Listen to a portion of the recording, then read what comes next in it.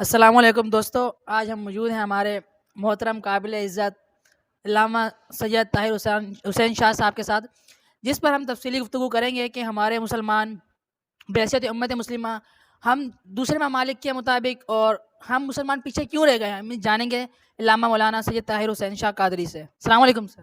وعلیکم السلام ورحمۃ اللہ وبرکاتہ۔ کیا حال ہے سر آپ کا؟ جی اللہ کا کرم ہے، آپ کیسے ہیں؟ خیریت سے ہیں؟ جی جی سر، آپ ہمیں بتائیے گا کہ ہم مسلمان بحیثیت مسلمان اور ہمارے نوجوان ہم کیوں پیچھے رہ گئے دوسرے ممالک سے، اور ہم ترقی کیوں نہیں کر رہے، اور ہمارا پاکستان بھی دن بہ دن زوال کی طرف آ رہا ہے۔ آپ کچھ ہمیں اس کے بارے میں آگاہی فراہم کیجیے گا۔ بسم اللہ الرحمن الرحیم۔ جی سر علی مراد صاحب، بڑا انتہائی اہم سوال ہے۔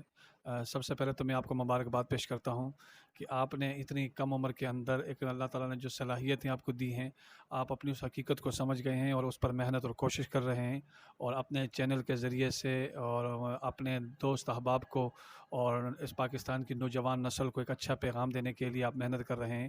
اس پر تو سب سے پہلے میں آپ کو مبارکباد پیش کرتا ہوں۔ اور جو سوال آپ نے کیا، یہ سوال انتہائی اہمیت کا حامل ہے کہ بالخصوص امت مسلمہ میں سے ہم سے مراد یعنی پاکستان، ہم آگے کیوں نہیں بڑھ رہے، ہم ترقی کیوں نہیں کر رہے، اخلاقی طور پر ہم تنزلی کا شکار کیوں ہیں، علمی طور پر ہم تنزلی کا شکار کیوں ہیں، پھر ایسے سیاسی معاشی معاشرتی طور پر ہم تنزلی کا شکار کیوں ہیں۔ اس کی کئی وجوہات ہیں۔ اس پر اگر گفتگو کریں تو ایک اچھا خاصا وقت چاہیے، لیکن میں وقت کو مد نظر رکھتے ہوئے مختصر چیز جو میں آپ کے سامنے عرض کروں گا وہ یہ ہے کہ قرآن مجید فرقان حمید میں اللہ تبارک و تعالیٰ نے ایک امت مسلمہ کے لیے ایک وسیع انداز میں جو پیغام دیا ہے، ان اللہ لا یغیر ما بقوم حتی یغیروا ما بانفسہم۔ اللہ تبارک و تعالیٰ اس قوم کی حالت کو کبھی نہیں بدلتا جو قوم اپنی حالت کو خود نہ بدلے۔ تو یہ ایک انتہائی اہم چیز ہے۔ جب ہم دیکھتے ہیں، جب آپ یورپ کو دیکھتے ہیں بالخصوص، تو وہ تو اکثریت مسلمانوں کی تو وہاں نہیں ہے، لیکن وہ لوگ اپنے آپ کو وہ سمجھ گئے، تو انہوں نے اپنے اصول کو فالو کیا، انہوں نے اپنے قانون کو فالو کیا، انہوں نے اپنے جو ان کی جو بنیادی ضروریات تھیں وہ اس چیز کو سمجھ گئے۔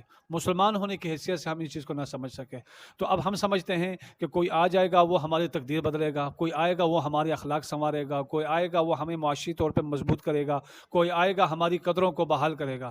تو اب ہم نے ایک امید لگا لی، ہم نے ایک آس لگا لی، اب ہم صرف تمنا کرتے ہیں، ہم صرف آرزو کرتے ہیں، ہم صرف خواہش رکھتے ہیں، لیکن عملی طور پر ہم اس پر کوئی کام نہیں کر رہے۔ تو اللہ تعالیٰ قرآن مجید میں اللہ تعالیٰ نے 1400 سال پہلے اپنے رسول کے توسل سے ہمیں پیغام دے دیا کہ اے لوگو، اللہ تعالیٰ اس قوم کی حالت کو نہیں بدلتا، اس قوم کو اپنے آپ کو خود بدلنا ہوگا، وہ اپنے آپ کو خود بدلے۔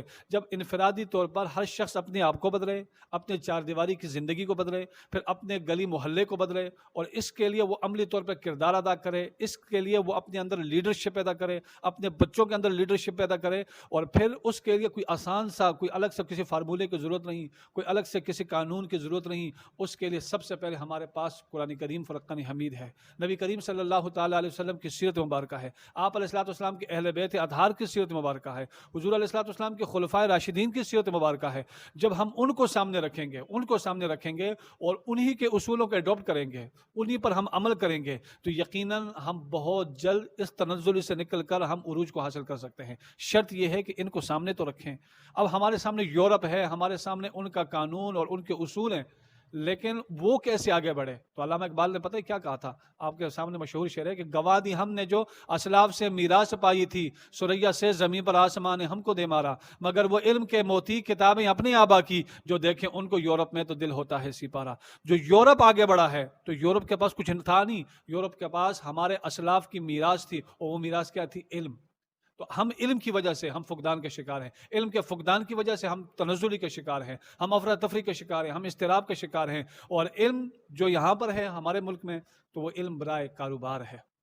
جب اس کاروبار کو آپ چھوڑ کر آپ اس کو علم سمجھیں گے اور اس کو انبیاء کرام کی وراثت سمجھیں گے، تو پھر آپ یقیناً وہ وقت دور نہیں ہوگا کہ ہم جو ہے نا پھر عروج کی طرف جائیں گے۔ شاہ صاحب، آپ سے آخری سوال ہم کرتے ہیں کہ ہمارے مسلمان غیر مسلموں کو فالو کرتے ہیں، ہم اگر نظر ثانی کریں تو ہمارے جو آباء و اجداد تھے ان کی تاریخ پڑھیں تو ہمیں ایک اچھا خاصا مواد ملتا ہے، ہمیں حوصلہ ملتا ہے کہ ہم کیسے ترقی کر سکتے ہیں۔ لیکن ہم مسلمان یوتھ کو ایک خاص پیغام آپ سے دینا چاہتا ہوں کہ ہم بھول چکے ہیں کہ ہمارے آباء و اجداد نے کیا کام کیا، ہم بیزار ہو چکے ہیں ان چیزوں سے، ہم کیسے ان کاموں کو اجاگر کر سکتے ہیں، اس میں کچھ نظر ثانی فرمائیں۔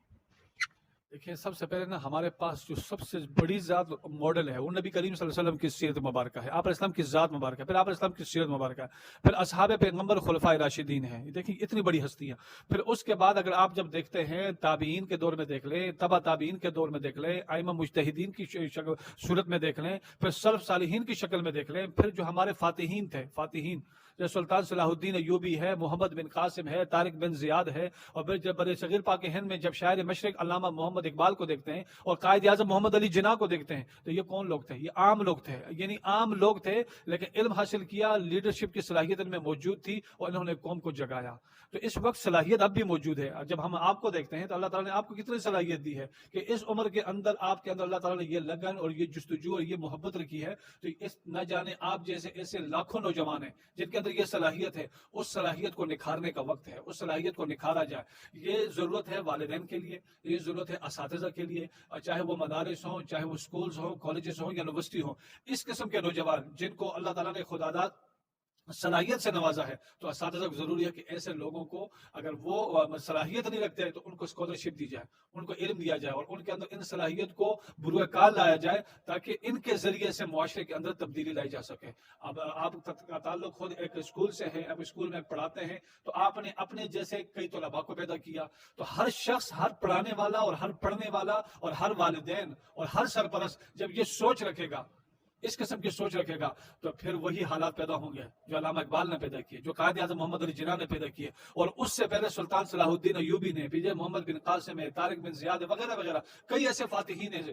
تو اس قسم کے حالات پیدا ہو سکتے ہیں تب ہوں گے جب ہم اس قسم کی اویئرنیس، اس قسم کے شعور، اس قسم کا علم ہم اپنے طلباء کو دیں گے. ہم ہمارے ماتحت ہمارے اولاد میں سے ہیں، ہمارے اعزہ کار رشتہ داروں میں سے ہیں، اور پھر جو ہمارے انڈر کام کر رہے ہیں جب اس قسم کی سوچ ہم ان کی طرف ڈیلیور کریں گے، اس قسم کا نظریہ ان کو دیں گے تو پھر یقیناً ان کی سوچوں میں اور ان کی زندگیوں میں تبدیلی آئے گی.